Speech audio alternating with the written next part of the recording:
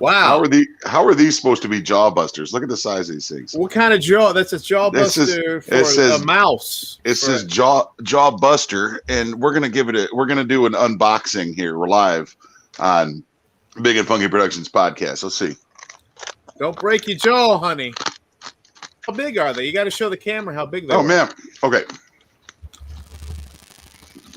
Your mic sucks. I can't get one out. Who, me? It's in my beard. They're that big. That's not gonna. That's like an adolescent. Maybe a baby's jaw will break over that thing. Yeah, I don't see jaws getting busted nationwide. That's so small, you wouldn't even have to put a choking hazard thing on there. Well, maybe it is so small that you would have to. Now we got somebody called Irish Red Lady 29 in the chat room. That means we are live and people are actually looking at us, and we need to quit eating and playing with our skeletons in the background and put some pants on. But I love Irish Red Ladies. They're my favorites. What does that mean? An Irish Red Lady? I mean, it's probably got the Native Americans. Hair. Beautiful ginger red hair. The red hair and the red goatee. Yeah. Hey, thank you.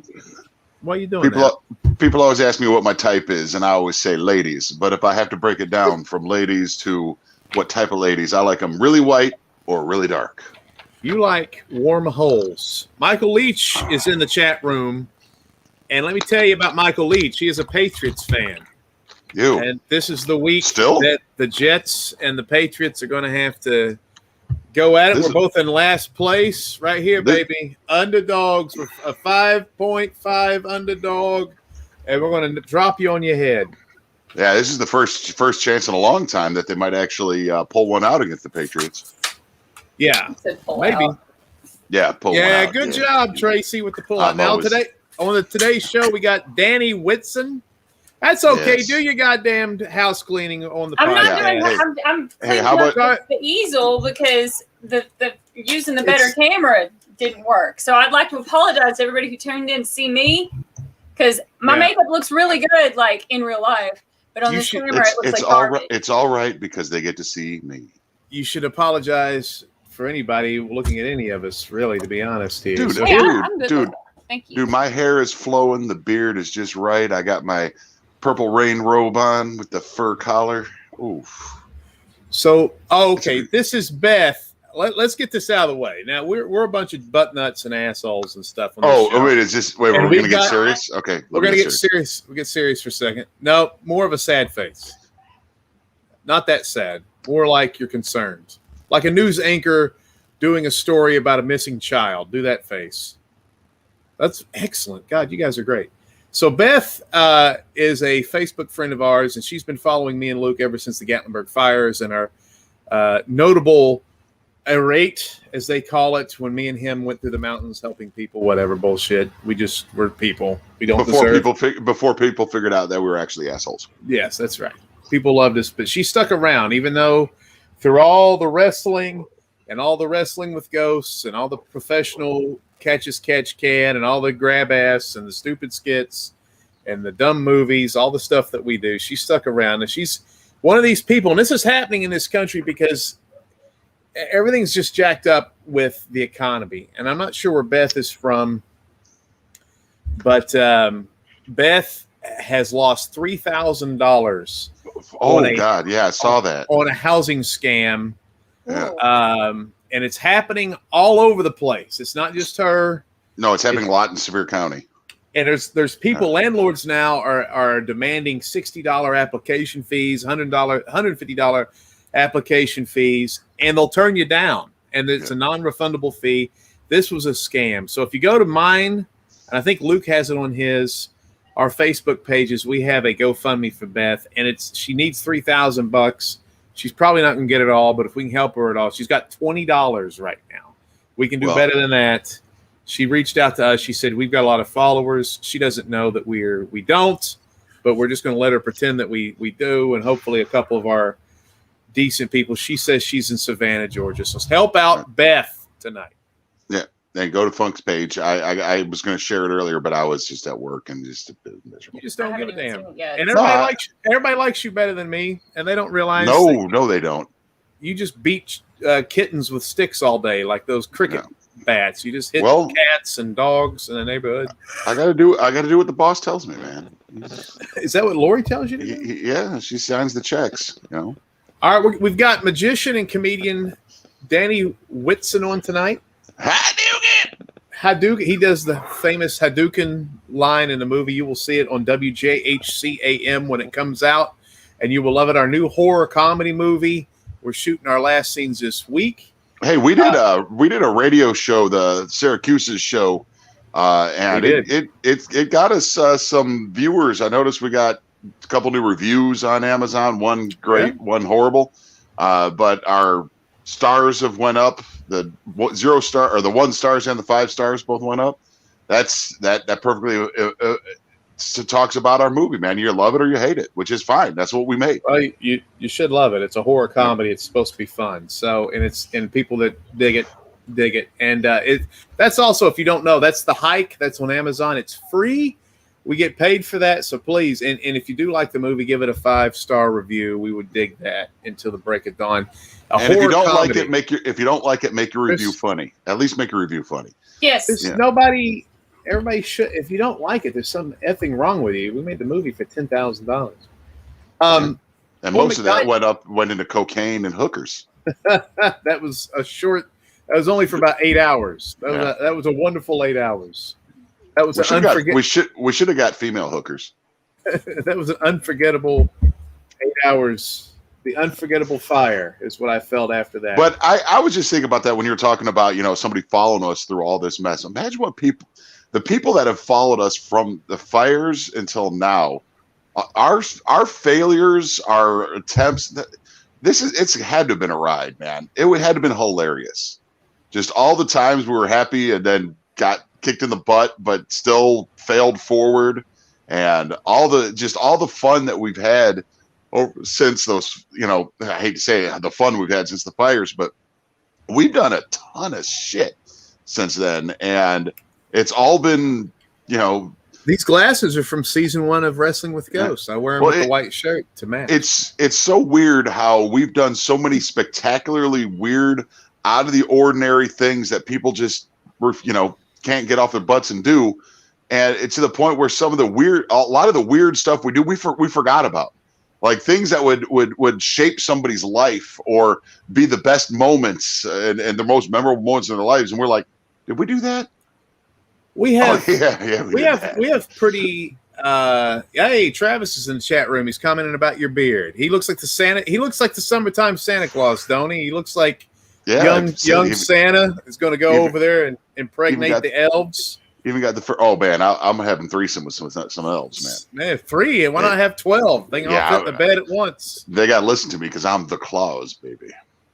But anyway, so yeah, we've had some pretty wild experiences. I mean, we've had cage matches in North Carolina and Georgia, and running around filming ghosts and caves and remote parts of the country and making movies. It's been a blast. Like we told the Syracuses, they're like, so what's like asking about wrestling with ghosts and what our motivating factors and stuff are. And we're like, if you live in a place near a good restaurant, we're going. If that's our motivation is like, we're going to go to, do you want to go to Philly? Yeah, there's cheesesteaks there. All right, let's go. And then Candy don't like the cheesesteak. I'm still pissed at her for that. She still keeps crapping on Pat Geno's. But she's the kind of person that puts lettuce on Eros, I'm sure. Probably, man. I don't know. She's a pretty good cook. We have an episode coming out. It's the Saragusa episode. It's the Horsefly Chronicles, and we don't normally, when we do a Wrestling with Ghosts, if you don't know, we do a paranormal ghost show. We don't like residential haunts, but this was a place that was pretty notorious. He wrote a book about it. They have a podcast about it. And we were worried that we weren't going to have an FM radio show about it down in New Orleans. That was hard not to cuss on the radio show for an hour. Nobody has power. Nobody has power in New Orleans, so nobody heard it. So we could have said whatever we wanted. They got power now. They got some guy down there. They got like a monkey with a crank next to a box power in the city. It's still pretty bad down there, to be honest. Yeah, and they're getting hit again with a bad tropical storm. It's a wonderful city. I couldn't live there. I just don't know. Hey, and Sledge is here. He just got out of the hospital this week. Hey, prayers out, Sledge, man. I'm glad you're feeling better. You're one of my favorite peeps. You don't know who the hell he is? Every time we bring up Sledge's name, you tell me I don't know who Sledge is. You don't know Sledge? Sledge put the Funkmaster V billboard on the front of my building. And my building's dilapidating so much now, it's probably going to fall over because of the damn billboard that's hanging off the front of it that he put on there. But, yeah, my house is falling apart. But I was wanting to talk about Norm Macdonald. Let's hold that until we get a comedian. Yeah, it's good to talk to a comedian about Norm, because Norm was an interesting. One of my favorites, just because he was so avant-garde. But we'll talk to an actual comedian. Right. Yeah, we'll do that. So, do we want to talk about what happened to me this weekend? Trying to further. Do you want to talk about you? I don't know. Do you really want to relive the trauma of all that? I just think it was an interesting story. It just we were wanting to. I was wanting to. The movie The Hike, I'm extremely proud of, and I love it. I love that movie. I watched it again the other day, and I was like, this is just so good. And I can't believe we did it our first time. And we've won awards, and I've got trophies behind me and stuff pertaining to it. But the squares are having a hard time with the beginning of the movie because it runs backward and forward. And forward at the same time. And it doesn't explain Spearfinger, and it doesn't let people know that it's going to be a comedy. So we decided to reshoot the beginning of the movie. Keep some of the images so Justin and Kirby and Jenny are still in the movie, but have two Native Americans kind of intro what Spearfinger is and add a comedic element. But basically, just want to say I drove about 8 hours to the middle of nowhere, and I'm going to say North Carolina. There's a part of North Carolina. Luke and I know about North Carolina. Yeah. North Carolina. We wrestled in Murphy, North Carolina one time, and we were sitting there. Go ahead. From Murphy all the way to Maggie Valley, there is not a gas station after 10 o'clock at night, and they don't have pay at the pump. Yeah. So there was a night that we wrestled.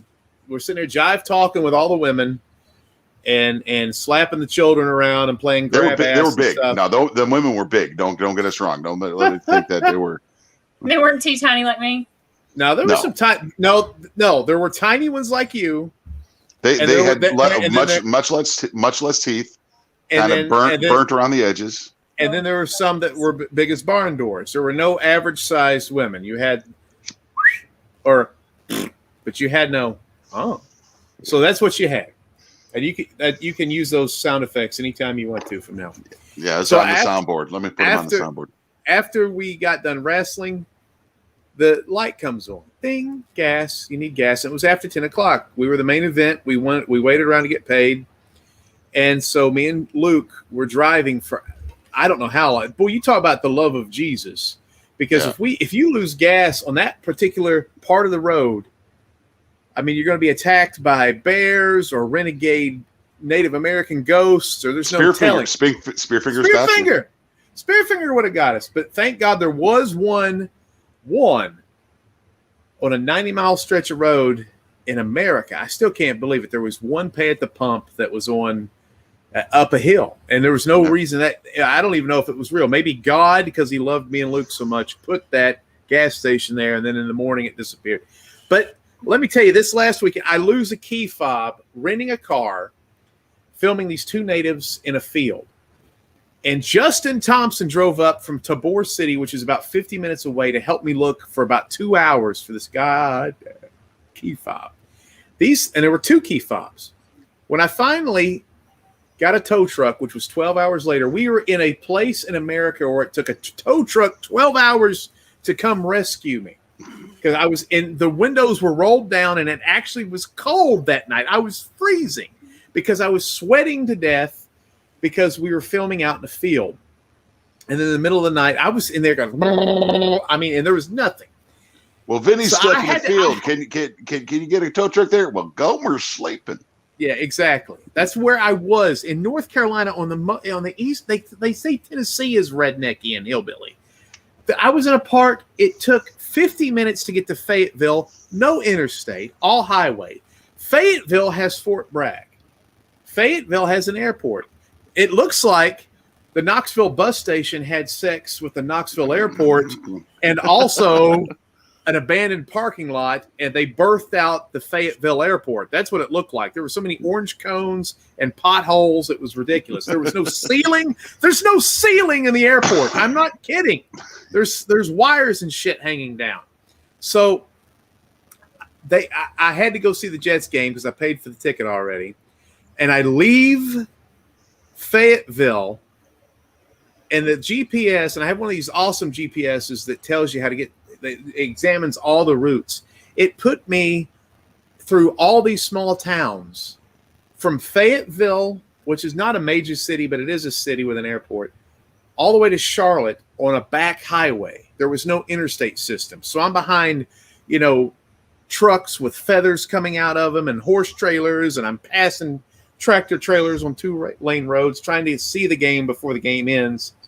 And then I finally get to the game, but I don't even who. And then when leaving Charlotte to get to Knoxville, I was on a highway for 2 hours. What's up with the interstate system in North Carolina? It just doesn't make any sense. There's like 40, and that's it. If you go anywhere else besides 40, Charlotte is a big town. Anyway, I'm just bitching now, but it was a horrible trip. The Jets lost. But I did get to see both of Zach Wilson's touchdowns, which is the only reason I went. So what are you going to do? Hey, Tracy, we go in Facebook and see if you can get a hold of Danny and send him a link to the show. He's not in. Well, just tell him it's showtime. I don't know if he's – how these comedy magicians are. Right? He's probably doing cocaine right now. No, man, he's actually here, and we don't know it because he's a comedy magician. He's pulling a rib. That's going to be the whole point of the thing. It's just another screen's going to pop up with nobody there, and then like 15 minutes, he's going to either that or all the items behind us, like your guitars and my football helmets and stuff, start levitating. We'll be like, "Whoo, what, whoo, what?" You are good. You are good, sir. Good. Oh, look at you! I love this guy. He was probably the chaos of filming. 20 people in a small church type environment. Sorry. Was in my Asperger's brain was killing me, but the highlight was easily this guy. Well, there was a lot of. I don't want to take anything from him because he was hilarious, and he was your ringtone on your phone for a couple days. But I will say there were a lot of highlights. There were a lot of people that did a lot of good things for us in that. Who most people work for free. God bless you. And you came up to Herb was awesome, and he was real easy to film. And that guy from Summoner Circle, that guy was awesome as well. Well, Lance was good, and Boston was good, and there was a lot of guys that were fantastic. But this is the preacher who threw fireballs and in the church and sang Hadouken. Not Mortal Kombat. Well, we're talking Street Fighter 2. Yeah, he's a Street Fighter 2 enthusiast preacher in our movie. And here he is. He's having a hard time with the camera. He's like Tracy, God bless his heart. He's got his hand up. We'll sit there. This is actually I should put this on. This is more entertaining. When Tracy has problems with the camera, she gets all up in it with her see-through shirt on. So, we don't complain. You're welcome. You look pretty today, Tracy. What'd you do different? I did my makeup, and it looked really good. And I was going to use the good camera on my phone, but I couldn't get the sound to work. It did have the sexy sepia tone thing going on. Yeah. There's nothing sexier than sepia. That's a good tone. Tons of things that are sexier than sepia. But I'm getting a message. Let's see what this is. Amber and Brittany both. Brittany's at a audition or rehearsal, and Amber has a bunch of kids. And no kids. Job, and she got 6 kids. And it's just a pathetic existence that they live. I got to say, I hate our podcast, and I appreciate anybody that watches it. But I do love the fact. Last week, I actually watched our show again last week, and it just. If you haven't seen last week's show and you're enjoying this one at all, last week's show killed me because Tracy stole the show, man. She was hilarious. And I really hope that her friend she brought on to audition is doing well in the hospital because Apparently we made an enemy. What are you gonna right? What are you gonna do? She's never going to be around us again. So no. But that was that. We had fun at her expense. Yeah, she's gonna like when she does her Oscar acceptance speech. She's gonna be like, "Thank you to Luke and Vinny of Big and Funky Productions for really running the fire under my ass, and I never wanted to work with anybody like that ever again." I got news for her and you. One, she ain't got the goods. Two, so we'll never have to worry about her accepting an award.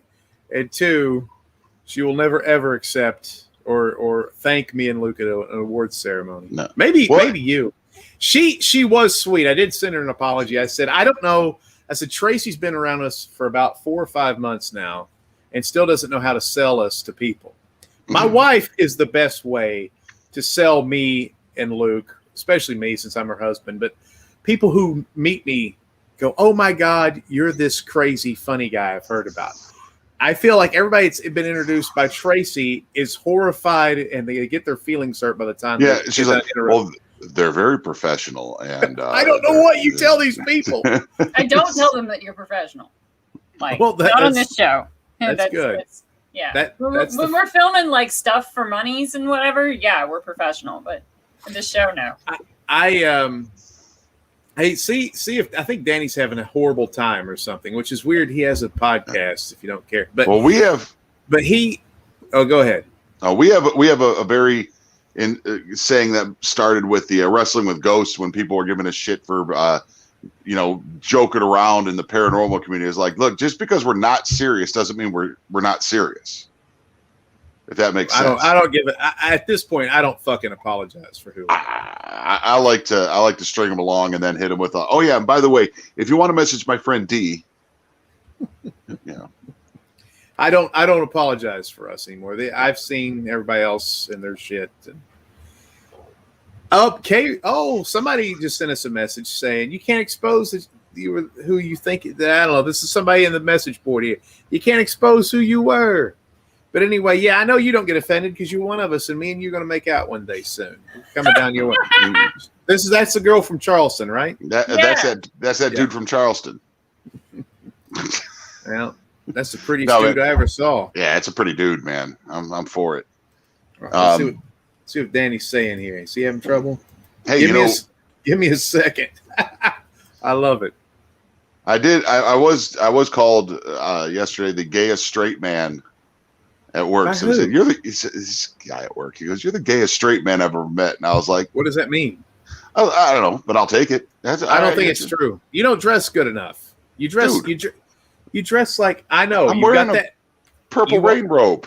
Purple rain robe. The last time me and you went out and filmed, you were wearing Hawaiian shorts and like Crocs and no socks, or Crocs with socks. Crocs with socks, baby. And some sort of. I got my own style. That doesn't.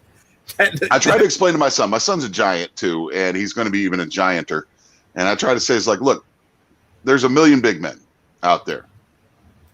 That's all that's. Well, I mean, there's thousands of big men out there. There's thousands of guys over 6'6" out in America.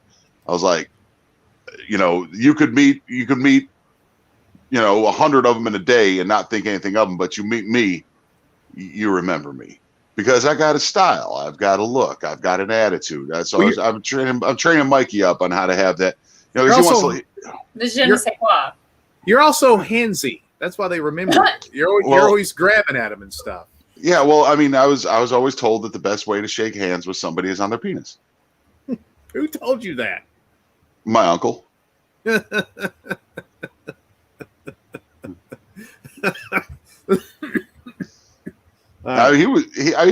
only went to jail for like 12 years. It's not really. It's not that bad of a guy. I'm glad he could reconvene with you. Yeah. All right. Well, I'm not sure what's going on with Danny, so we're just going to have to rock this thing. I was giving him a couple minutes. I had a great joke for him too. Well, he's a comedian. Comedians appreciate jokes. He's still working on it. He'll get on here in a minute, but we'll let's talk about. Are any of you guys watching Robert Durst, the Jinx trial right now? No, man. Okay, no. Neither one of you. All right. I mean, jury, I'm a shithead, but I ain't that big of a shithead that I'm going to be sitting around watching a trial. Well, I am. Thank you, asshole. So, I couldn't like you less right now. I'm watching the Robert Durst trial. Who the hell's Robert Durst? Well, that just shows that you're an asshole because first of all, you know the role that I had where I had the mustache that you think is hilarious. Yeah, I was playing Detective Struck in the ID Discovery show about Robert Durst. Yeah, and I remember you were like you didn't know what the show was about because they don't tell you what it's about. They just give you your lines and you read them. I just didn't give a shit. And then you were like, apparently you were in the middle of it. You're like, "We doing the Jinx?" Well, this guy walks up and he's got these crazy eyes, and we're doing our lines together, and he's holding a magazine that's got Donald Trump and the other 4 families of Manhattan real estate barons. And I'm like, wait a minute. Wait, is this the Jackal? And people are like, what are you talking about? And I'm like sitting there in the suit, and it's one of those shows, too. It's cool. It's like they're like scribble on the pad, and I'm writing Travis loves Luke and all this stuff, and I was hoping that would get on the show, but it didn't. But and then I was like, what is this? And they're like, it's Robert Durst, the Jinx. And I'm like, oh my God, I'm on the Jinx. It's awesome. Yeah. That was the last one we did where you got a much bigger part. I'm just the narc, but there's a part where I'm narking on you to detective, and they're it's all in no audio. It's video Wait a minute. only. Did you narc on me on camera? Yeah, and then I know we had a bar scene together. Can't you wait? No. I went like a week later or the next day and did another scene at a cafe, and that's where but the whole time I'm sitting there, I can't wait to watch it because if you read my lips, I'm doing a Hey Whoa Easy skit with the dude. I'm like, hey man, and then I was talking to him over here and he was like 4 feet from my Bobalones and then he gave me a beer. I'm like, whoa, that's 2 feet from my Bobalones. What are you doing over there? I can't believe you effing rolled on me. Yeah, well, you're an asshole. I mean, you were shooting people with some fat guy in a 1986 Buick Century. I mean, I'm gonna rat on anybody in a Buick Century. That's Jesse Lunsford, by the way, who's in our movie. We had a great talk with him that night after filming. Man, we were supposed to get out of there, and we ended up standing there for like 3 hours talking to Jesse Lunsford. Man, Danny finally figured out his mess, so I'm gonna put him in the show. All right, just if you're Danny, are you ready? Thumbs up if you're ready. Cool. All right. So, I was gonna intro him. But, all right, we'll just intro him. Well, no, it's too late now. No, it's not. Hadouken! Oh, we don't have any audio. No audio. Oh. All right, we'll just do a bad lip reading. Yeah, that's what I'm talking about, man. I'm telling you. Hey, you're looking at my balls over here.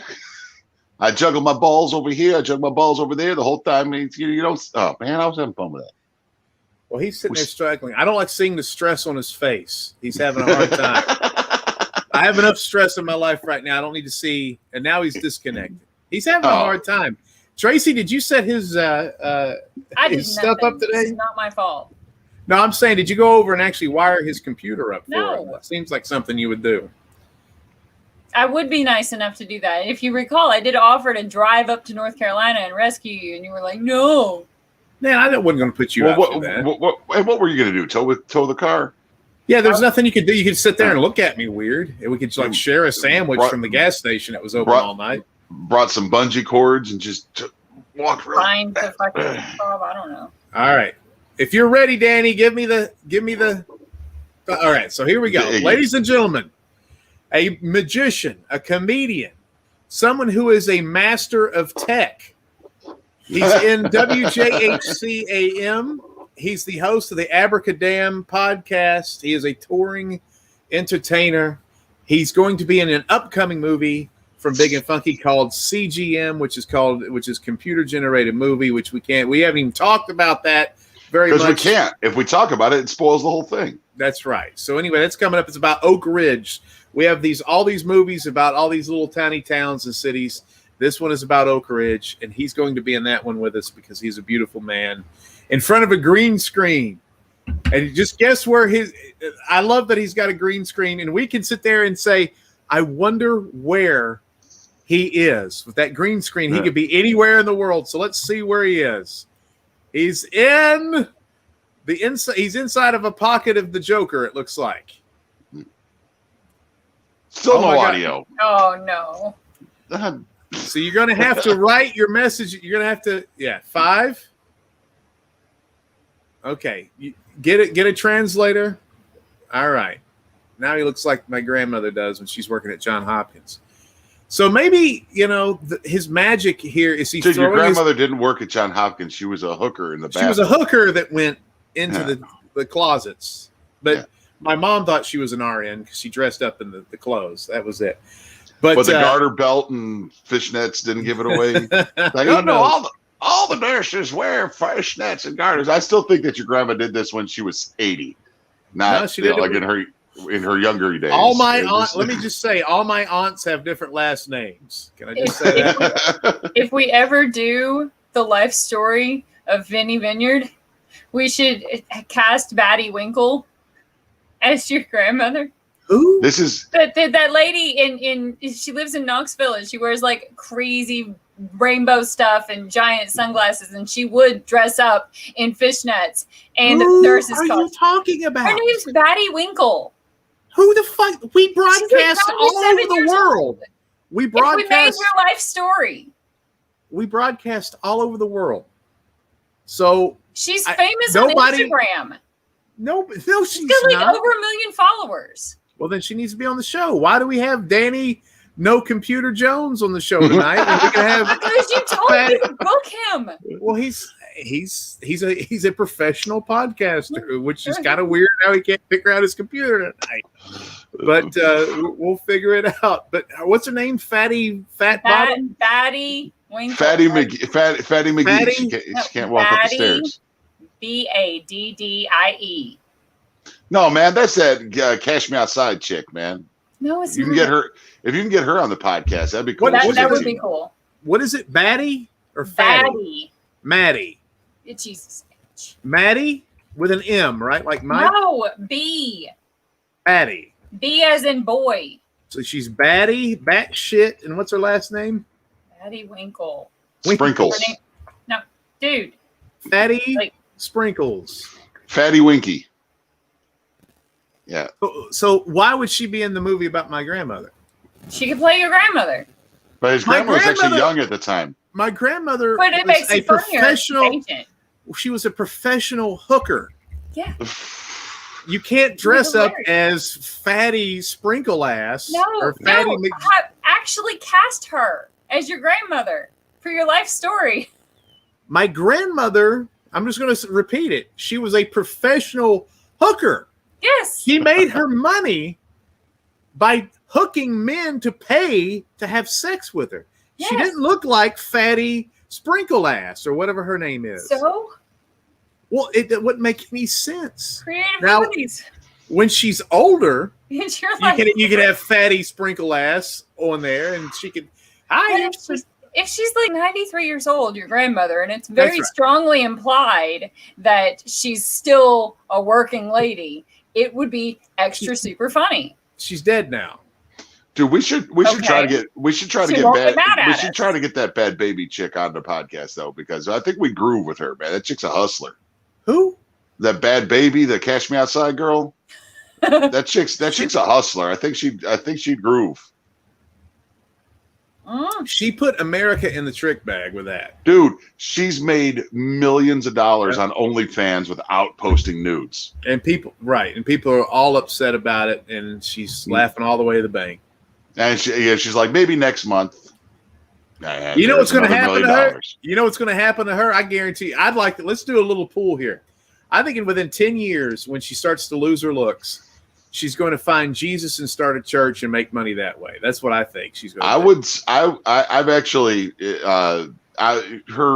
when I was looking through how she's making all these millions of dollars on OnlyFans and stuff, I was looking into like her hustle and her flow and everything. And apparently she is very miserly with her money. Like she saves 2/3 of her money. That's smart. Yeah. She's a worker, man. She's a worker. She's a pro wrestler. Yeah. She's just never had a match. All right, Danny, we good, baby? Thumbs up. Danny? Yes. Danny. All right, here we go. Danny for the third. Danny 3 times Whitson. And he disappeared. Oh my God. There's some evil spirits. See, that's what happens when you try to conjure up these soothsayers, and you try to you dance with the devil, and you do all this shit. He's in allegiance with Satan, and that's why it's possessed his computer. Dude, you know what the Balducci levitation method is? No. It's where, Chris Angel and all them do that, where they stand there and it looks like they're levitating on the ground, but really what they're doing is they're shading it, and they're just like stepping on a tippy toe with one foot. Right. And it looks like you're levitating. I do that, and I did that at a bar one time and almost got into a fight because a guy thought that I was a Satanist and in league with the devil. I'm like, dude. Satanists can levitate. Yeah. You're in league with the devil. Oh. I was like, yeah, me and the devil. Big butt. Speaking of the devil. Can you hear me now? Yeah. Yes. Yes. Okay. Hey, Dugan. I tell you what, first of all, man, you guys, that was hell, because I was sitting there and you guys were talking all this stuff that I had to respond to. So first of all, Battywinkle, she's a hell of a gal. I did a show with her a few years ago. I got to interview her on stage. She's like 125 years old, and she's freaking full of freaking energy. It was badass. Battywinkle, hell yeah. And Vinny, I can't believe you don't know who the hell Battywinkle is. Well, did you interview Vinny's grandmother? I don't know. How old is she? She's dead. She's in hooker heaven now. Hooker heaven. What does Battywinkle do? Dude, all I know is Battywinkle does vodka commercials, bro. And she blings herself out. She's living her freaking life. And she didn't start this until I think she was 78 or 79 before she even started this. So, anybody who is thinking it's all over for you at 46, will get off your, off your ass. Hey, me and Vinny are both 40. Me and Vinny are both 46. That was a pointed shot. Okay. We activated the musician. Now, here, hold on. We got Big Luke over here, who I strongly admire, because the guy looks like the Big Lebowski and Kevin Nash had a homoerotic good time and somehow popped one out. He looks like one of Kevin Nash's sperm, is probably what I would say, But hey, this is the Balducci levitation. Okay, now I'm going to go on a rant. I'm going to educate people who don't give a shit about this. No one cares about this, by the way. That's our podcast. We appreciate it. But the Balducci levitation, to be honest with you, once upon a time, it was one of the most guarded impromptu levitations that any magician could ever do. I want to do it on YouTube. How many levitations are there, though? Oh, there's a ton, but the thing about Ed Balducci was the magician who invented the Balducci levitation, and it's an impromptu on-the-spot levitation. Well, illusion that when done correctly, it looks fantastic. And what most people don't know is in David Blaine's very first television, the Street Magic special that he did, on the streets, he was doing the Balducci levitation, and they were recording the reactions from the audience by seeing that. Now, what they aired on television, they did like they did with the speeder on Star Wars. Yeah, where they absolutely. had it lifted them up a couple inches and put Vaseline on the screen under them. Yes, they thought it. But this is the thing, and it was a great time. But now it's a very well-known type of illusion kind of thing, thanks to the internet and everything sucking today. So there we go. That's a great question, because I think technology has ruined almost everything. Music, it's ruined movies, it's ruined almost everything. How we live in this day and age where there's technology, and you can, on your phone, you can make all this shit look like you're throwing laser beams out of your fingertips, and you can send it on TikTok and let your friends make it look like you're a wizard, or what you survive an earthquake or a meteorite landing on your car. And so how has this affected magic? Because you are doing illusions that are maybe old, but it pales in comparison to this bull crap of video effects, and you have to war. How can I do something that's going to captivate and entertain a crowd when they see crap all the time that blows their mind? I think that's a challenge for all entertainers, because no one is ever really truly bored anymore. You know, there's a cure for boredom. You know, anytime any one of us get bored, we can pick a device up and cure that problem, which is I think ultimately in the long run, we're going to see, we may not see it, but our children may see it, our grandchildren may see it, the effects in art as a whole. You know, thank God Stephen King was bored. You know, thank God, you know, the great inventors were bored. You know, I think we're going to see, you know, a problem with that. Now with magic, though, it's always been interesting because I don't like none of the shit that's, you know, these kids are doing today, the magic tricks that they're doing on TikTok. I look at them like, man, that's garbage. And and you're always going to have clones. You're going to have people who see something and they're going to try to copy that next person and never be creative. But on the flip side, I will say this, because now let me definitely want to say I'm not a fan of YouTube magicians or YouTube magic. You know, I learned my magic from reading a damn book. You know, yeah, there's a lot of editing magic is like what's going on. Yeah, there's a lot of garbage, just a lot of garbage. Like what I like how Penn Jillette and Teller evolved was they started doing it where they were exposing a trick, but while exposing a trick, they added a different one in that blew your damn mind. So it's that's what wrestling needs to do. What pro wrestling needs to do is everybody knows, everybody's exposed to business, and they know that the internet is exposing the business, so they need to start using the internet to swerve the fans.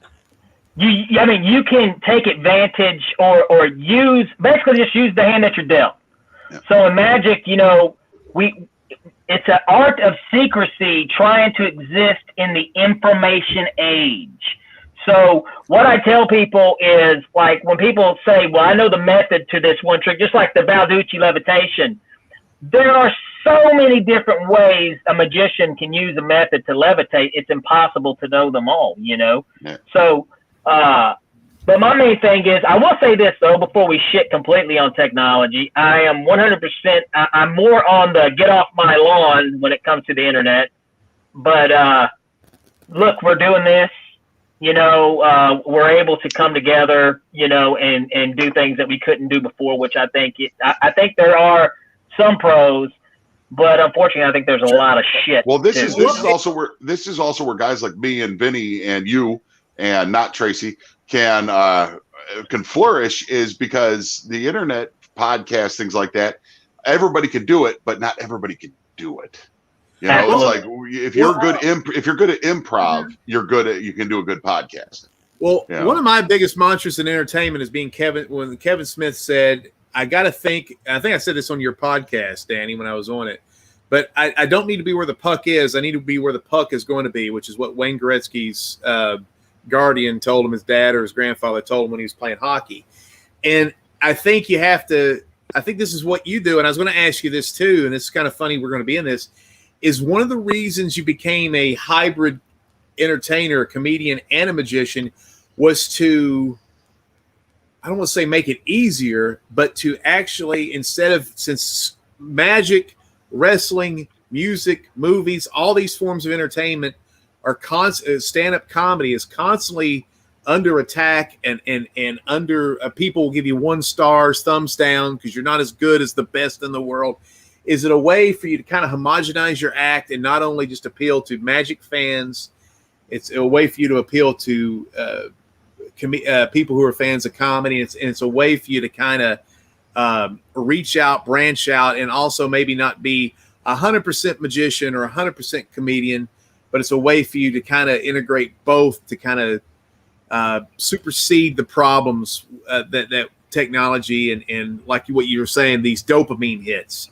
So people can watch people's routines throughout history. It's a way for you to sit there and kind of maybe fill in the cracks and kind of put your own niche out there. Is that what your motivation?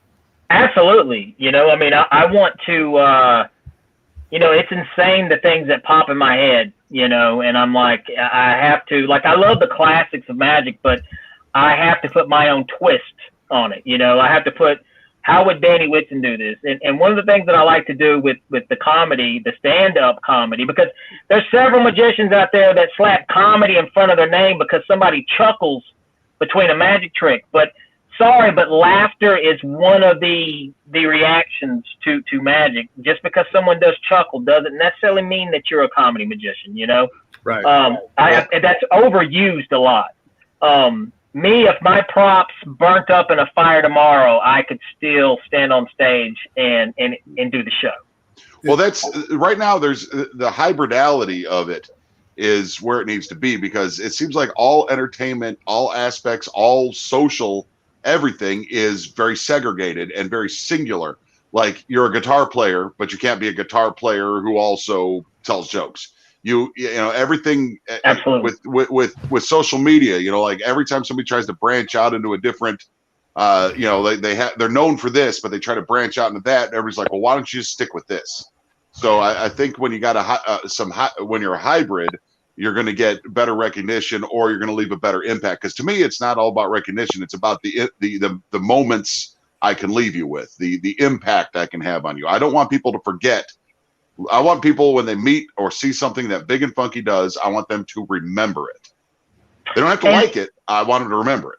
That's absolute, dude. That's super important, because as an entertainer, one of the biggest problems that comedians and magicians get this is people will go see a comedy show, or they'll go see a magic show, and then when they leave, and that show may have been amazing, but when they leave, they'll be like, wow, that magician was great, dude. Or, man, that comic was so funny. No one knows who the hell you are. Yeah, you it's know? like I went to a show and I saw Stephen Lynch and some other guy. And Stephen Lynch is a comedian who plays guitar and has hilarious songs and stuff. And then there was another guy. Yeah. I mean, and that's a problem that I had with music, is we would play these shows late at night.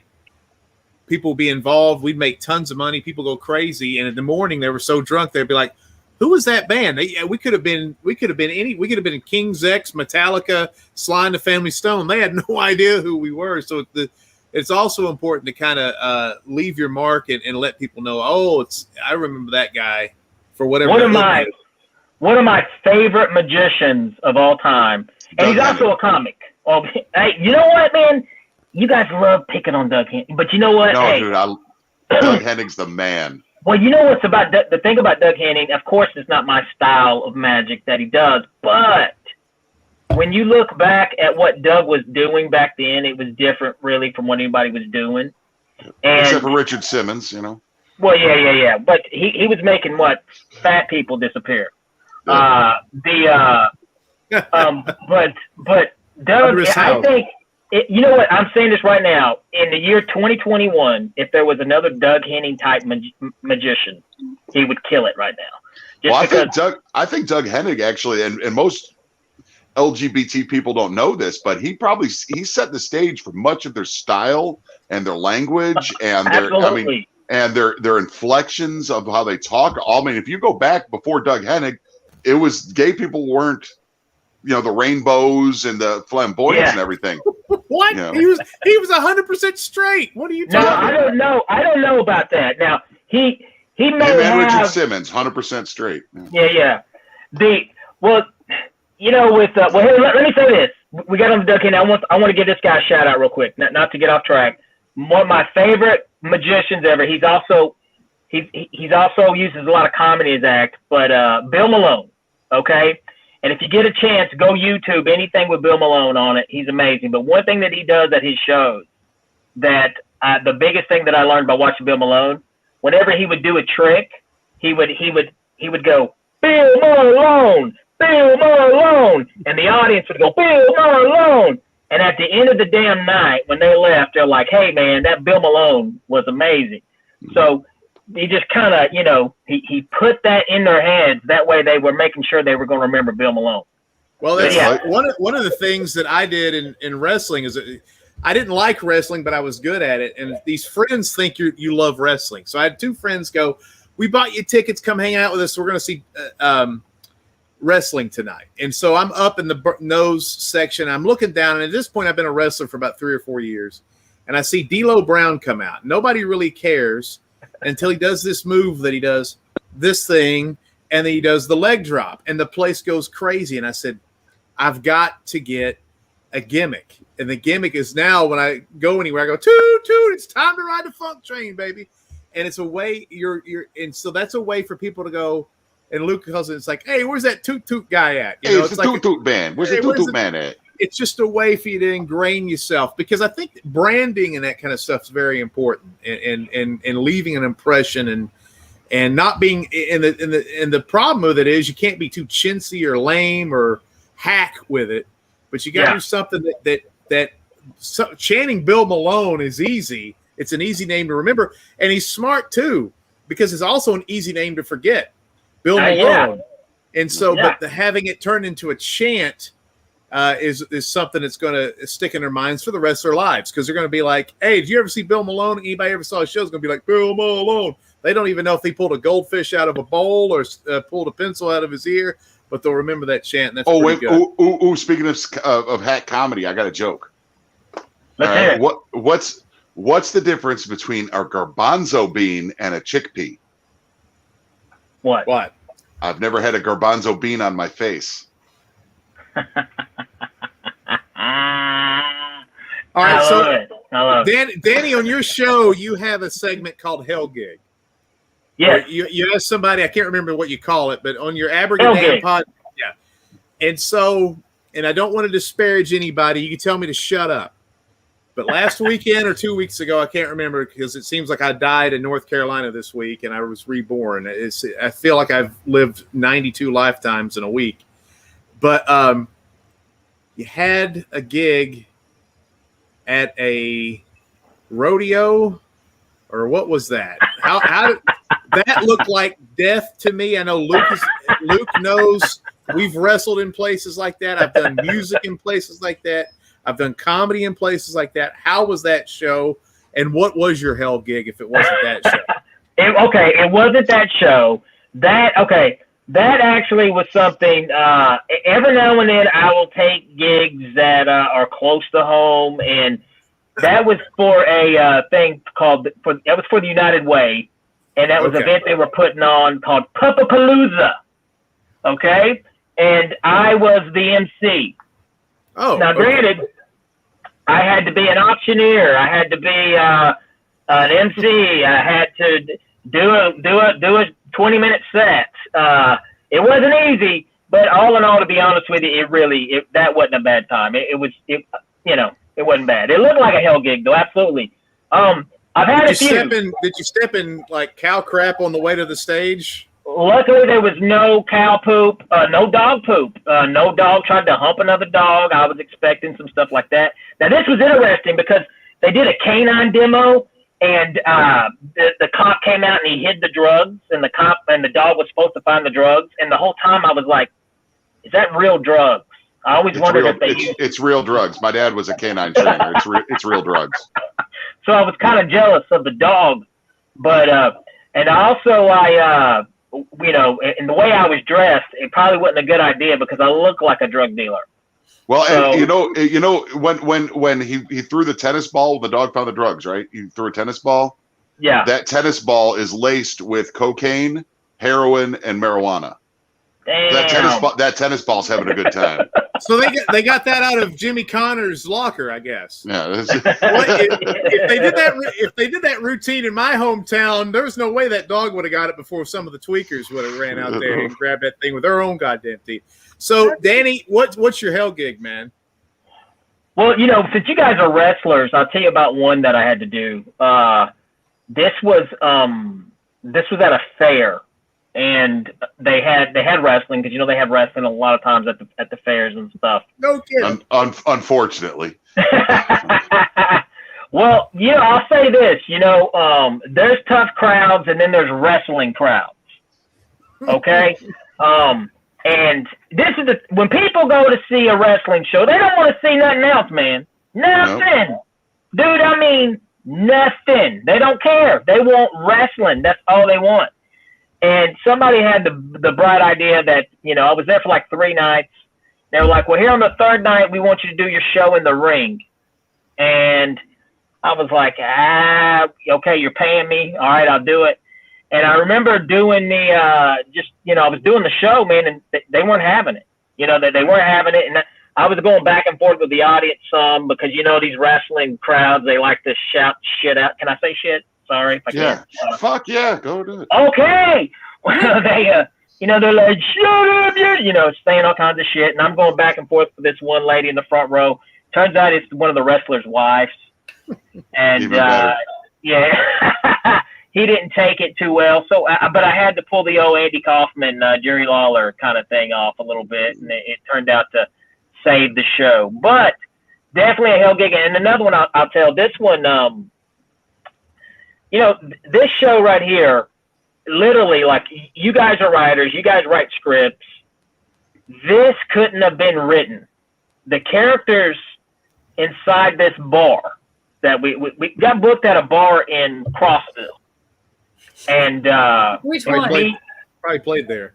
I have no clue. I can't remember the name of this place. Did it have like a sunken dance floor? Oh my God. Okay. This is the thing. There's a stripper pole. Okay. Yes.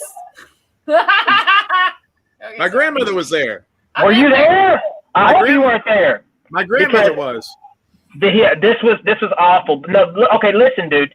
Me and another comic. Okay, we get there, and the doorman is a little person. Okay, and with no tongue. All right, so you know, he comes to the door, and that was red flag number 1. I should have been like, what the is going on, dude? That's this a is feature. So, and I know you can't write these characters. You can't write so we get inside this place, and yeah, it looks like the place is like an OSHA violation. It's everything. The place is about to collapse. It looks like an earthquake just happened in like Trinidad or some shit. You know, one of these 3rd world countries. It's horrible. And I'm looking around the room. I'm sitting down, and there's just all these random people. It's not a place. Usually, when you go to a shithole, everybody kind of looks like they belong. They all look together. You know, like they're part of the same shithole club. You know. Not this place. This place was just random people, dude. And one dude looked like, and I'm throwing one back here, any old school football fans, but one dude looked like Johnny Unitas.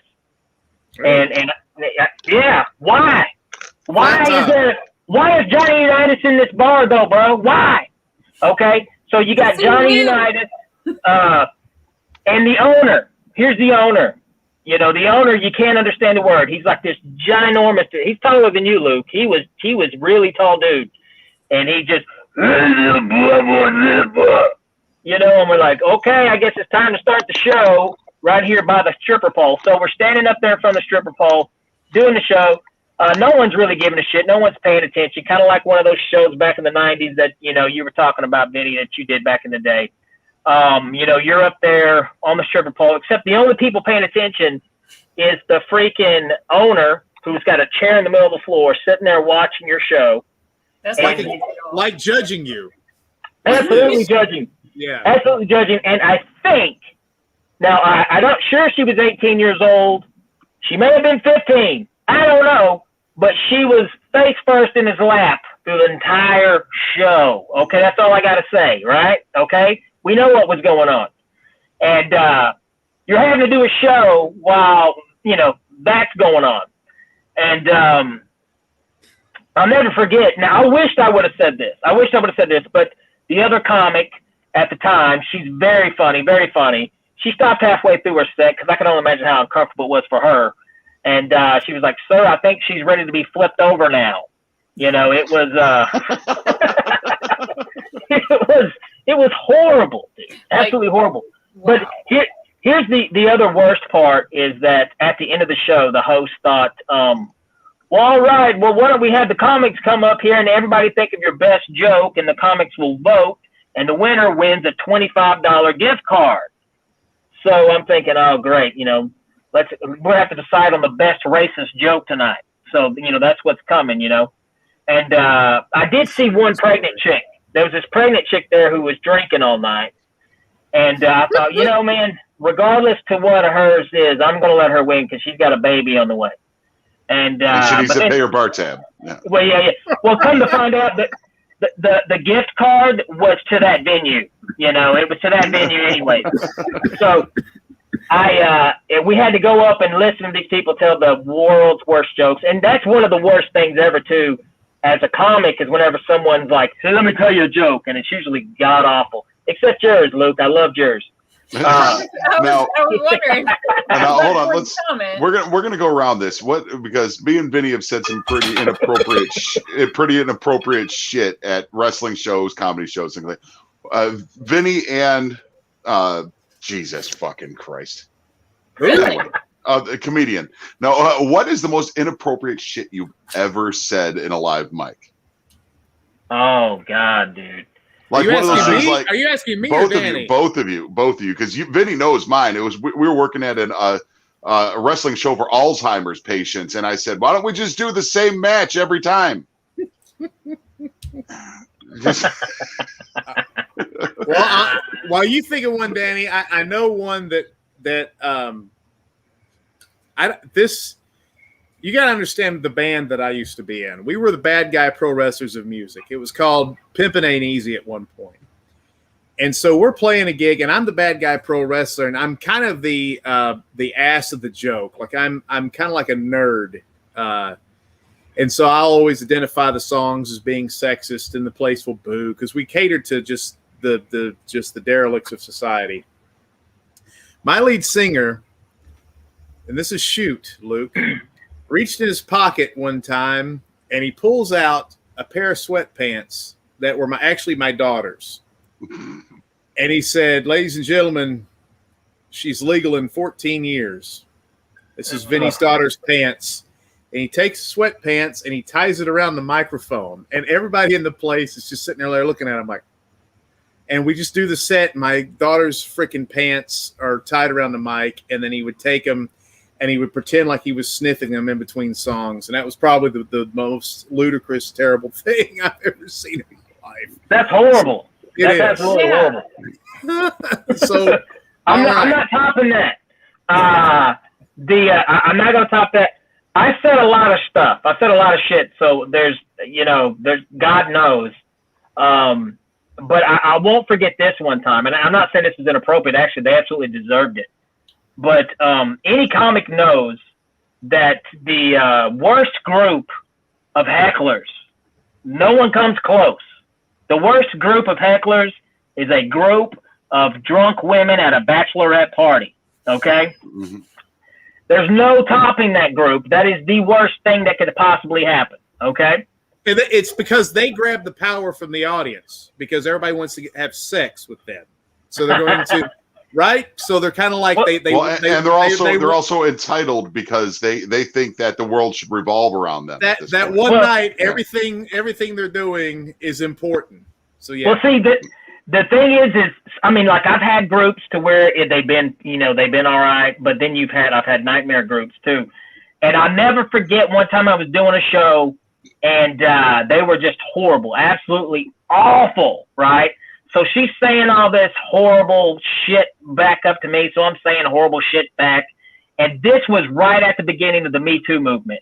Now, keep in mind, I'm not shitting on the Me Too movement. Not at all. Not at all. It's a good thing to stop douchebags in their tracks. Absolutely. But this chick yells out, I said something back to her, and she yells out, and she goes, hashtag Me Too. And I was like, ma'am, somebody would have to want to fuck you first before you can use that. You know?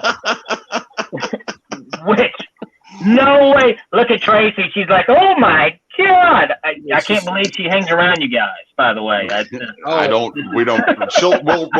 She'll figure it out and run off eventually. One of these days. But yeah, I mean, you know, that's, so just off the top of my head, there's some things that I've said. And I think sometimes I can get away with saying other things that maybe some comics can't. Like I'll never forget one time, like there was black people at a show, which I love doing rooms for black rooms. I love it. I love doing black audience. Some of my favorite audiences. But that's why I go to black movie theaters. Yeah. Go to a black movie theater. Well, okay. Now, Luke, I can't. Luke stepped on my punch. Damn it, Luke. Thanks.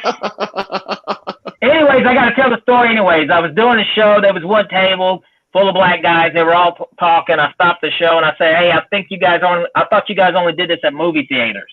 Oh. You know, and of course, you know, there's the laugh. It would have been funnier if Big Luke. It's good. Well, then you could then you could have added, and be sure not to tip your waitress. Hey, okay, so we got to talk about one more thing. I know we're running a little long here, but a giant has passed. Norm Macdonald. You know, one of my favorite comedians because I just love his avant-garde, just weird. Now, is he really one of your favorites? I know when people pass away, we all like Norm Macdonald, but was he one of your favorites? Okay. Yes.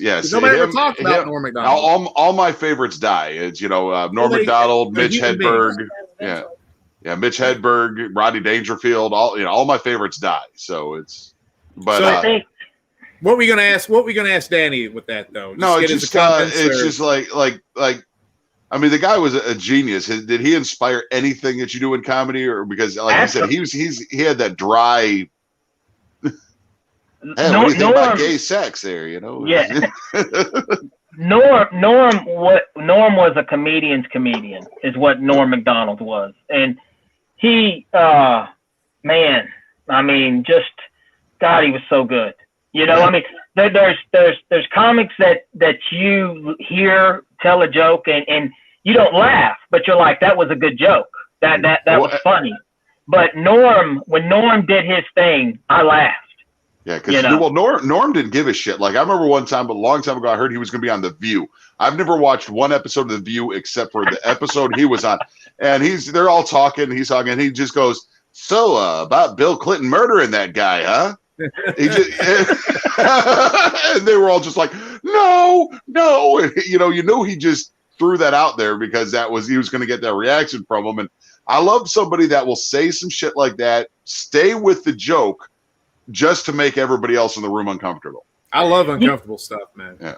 Norm, his biggest thing was, like, I'm a firm believer that there's intent is important, you know, especially in speech. So, Norm would pick on that a lot. He would make fun. He may do a gay joke, but Norm's not a homophobic.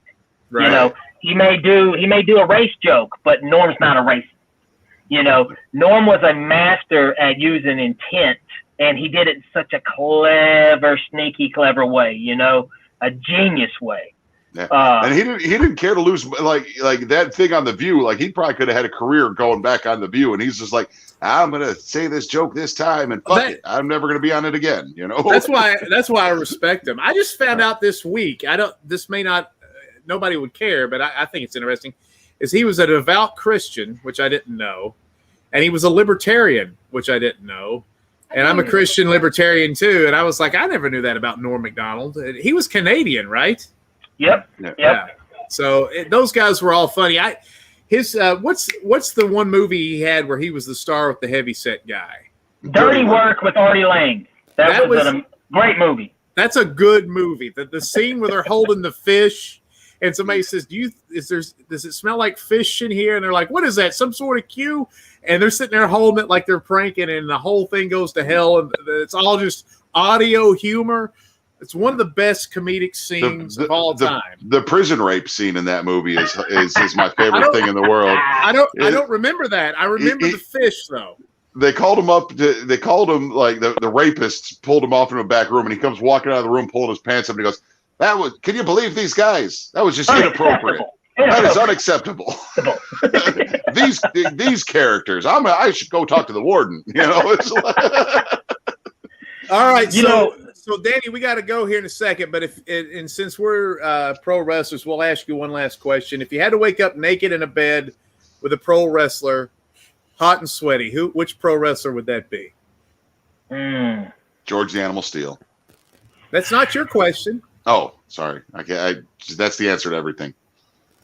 You know what? I am going to say, man. I mean, I have to go with the Nature Boy, baby. Me too. Yeah, it's a love the Nature connection. Boy. It's a love connection between me and you, Danny. I'm telling you. Yes. I just wanted. If I was one of his conquests, I would feel good about myself. Yeah, I totally wouldn't feel ashamed. Yeah, he's got 16 world titles, and his wife number 7 was Funkmaster V. So all right, so Danny Whitson is on this now. Here's a problem. He has a very good podcast, which is funny why he couldn't figure out how to get on our podcast tonight. But it's called the Abracadam Podcast. The problem with this show, I love the name. It's impossible to figure out how to spell that correctly, so it's hard to find. So look, if you're trying to look for Danny, and he has all sorts of, he will have comedians, he will have actors, he will have pro wrestlers, he will have whatever, ghost hunters, whoever's on his show. But it's called the Abracadam Podcast. It's where you get all your podcasts. And on October 23rd, he's coming to the Barrel House Brewery in Knoxville. And I swear to God, I'm going to take my. Are you doing your special again? By the way, I am going to do that again. I don't know if I'm going to do it there yet or not. So okay. So don't know yet. But the Barrel House is a fantastic venue, though. Great venue. So Danny is in WJHC AM, which is our next movie about. It's a fable about Christ returning to Y2K at a Southern he will be in contention for the scene stealer of the movie. So. He may be. It just depends on how we did. He did a fantastic job, and I've told him before. He was your ringtone for about a week. The Hadouken. Yeah. But and he's also there's another movie that we haven't talked about much called CGM, which is Computer Generated Movie. This guy apparently Luke is Mr. Gatlinburg, and Danny is Mr. Oak Ridge, and this is where this movie is taking place. And he's actually got us some inside people that may be able to design robots for the movie and take us to secret locations where we'll fall into radiation vats or something like that. I bought my Jeep in Oak Ridge. We can feature that. Hey, get a little rub on the side, Hey, you got a Jeep in Oak Ridge. We both make love to Ric Flair. This is a great connection here. Tracy, do you have anything you want to ask him? Maybe how to steal a house or a great party question? Are you awake? I'm awake. Okay, poor thank Tracy. you. I'm sorry, Tracy, for boring you. No, I was trying to think of a good question, like an intelligent question, because every question that I ever ask is all like, "Oh, it's the stupidest question ever! Oh my god!" An intelligent question. We're on the podcast. This question will be great. Go ahead. This is not helping your case, by the way. Yeah. This question will be great. Go ahead, ask it. Wow, Danny, I apologize. Yeah. That's okay. I'm trying to. This is why girls don't rule the world yet. I'm pulling for you. One day you will. You're smarter and more into, but you had 30 minutes of me and Luke talking. You didn't have one question in your mind. I didn't know where the conversation was going to go. Okay, here it is. My favorite color. Sit here and look pretty. All right. Sit here. Hey, Tracy. Let me ask you a question. Okay. All right, behind my back, how many fingers am I holding up behind my back? Come on. None, because it's your thumb? No, see, don't try to be. See, this is what we have to deal with. That's 5, okay? You could have nailed it, but you totally, there we go. All right, here we go. All right, Tracy, good job. Here we go. All right. That's magic, Tracy. Magic. I got all kinds of limbs. That'll do good. Pornhub will love you. We'll ask you a famous Tracy question, and we'll end the show with this. If you had unlimited funds, this is one of the worst fucking questions ever. If you had unlimited funds, what type of party would you throw? She asked that of a guest of ours last week. And would you steal the house afterwards? No, don't. That's the. If I had unlimited funds, what kind of party? Like Bezos money. Now look at her Bezos face. Money, and you were She's throwing a party. Look at her face. She's into the camera like this, breathing hard, because she thinks this is a great question, and she wants to know. It's not. It's the worst goddamn I want to question. know what everybody. It's embarrassing. Would it be a masquerade ball? Would you? Yeah. Would you? I would do something completely just idiotic. Nothing like the. Look at her face. You know, I would like. I don't know. I mean, maybe like Would you have midget wrestling? I would drain a lake and like fill it full of chocolate syrup. A lake? And a lake, yes. I've got unlimited funds, right? Right? Yes, you do. I can drain a damn lake, and then I can fill it up with chocolate syrup, and then we would have a boat, and then a giant yacht, and I'd invite all my friends, including and the call biggest. you Willy Wonka. No, not Willy Wonka. Not you. But Willy Wonka was dope as hell, by the way. We would have a big ass yacht. And made out of graham crackers. Made out of graham crackers. Yeah. What's that? The big ass yacht. Is it shaped like an ass, or is it? Just... No, it's shaped like a giant penis. Dude, a graham cracker penis yacht. Tracy, asses are not aerodynamic. That's why they're in the back. Okay. I wanna. Yes, and we would have the whole crew, and we would drink, and then we would jump in the chocolate syrup and come back out of the chocolate syrup, and then I would watch Vinny and Luke lick chocolate syrup off each other. That would happen. I'm in. All right, Tracy, tell him what your idea is. I was just thinking that the chocolate syrup